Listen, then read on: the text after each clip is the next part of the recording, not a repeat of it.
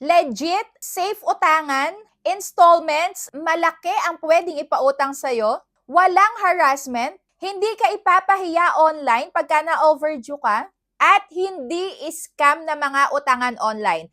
So, eto nga i-share ko sa inyo ay ang top 8 loan application ngayong 2026 na super legit, low interest, at ayan, hindi scam. Ano po ba yung mga legit talaga na mga utangan online at hindi scam na may mababang interest lang? So, panoorin mo yung video na to hanggang dulo, lalo na ikaw kung nangangailangan ka ngayon at kung bago ka pa lang sa may mundo ng utangan online. So, in this video nga is tutulungan ko kayo na mag-decide kung ano yung mga pwede nyong utangan at mapagkakatiwalaan at mga professional yung mga agents. Kaya ayan, simulan na natin. So congratulations ulit sa may mga nasendan ko na ng 50 na GCash. Ayan, sa mga nag-PM sa may Facebook page ko. Dahil nga lagi silang nauunang mag-comment sa bawat upload ko dito sa